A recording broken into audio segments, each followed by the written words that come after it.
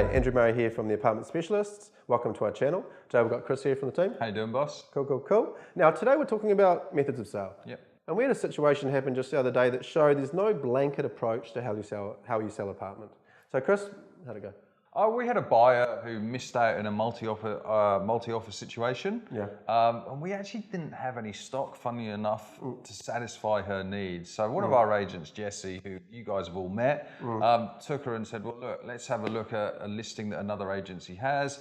It's going to auction, okay, cool. And let's see if it's going to fit in your budget, okay? We were quite familiar with the apartment. We'd sold similar ones, very similar ones. And we thought, well, hang on a sec. If we were going to list it, we'd list it with the price. Yeah. And we'd list it around $379,000, okay.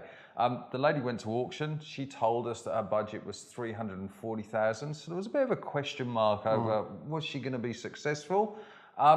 She actually ended up purchasing the apartment at the auction for $300,000 only.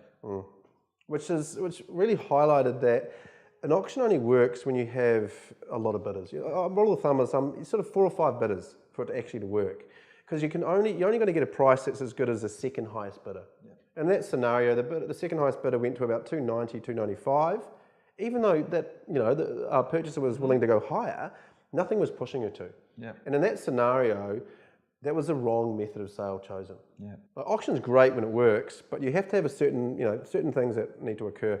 And so, Chris, explain to me how the apartment makes a difference, Chris, and how you look at it. Well, it makes a big difference. I mean, apartments are obviously different to houses. Yeah, in lots of cases, there's a lot more DD to go, and there is obviously still a bit of a cloud over leaky apartments, which is a reoccurring theme. Okay, so if we're going to take an apartment to auction, or we're going to recommend it, well, generally the first thing we need to look at is the building needs to have a following. Yeah. We need to know that the ingredients are there and people like this building and people are going to show interest. On top of that, we then start to look at the apartment and we start to say, well, is this apartment or type of apartment in demand? So for instance, let's use an example of a 2-bedroom with views and with 1 or 2 car parks.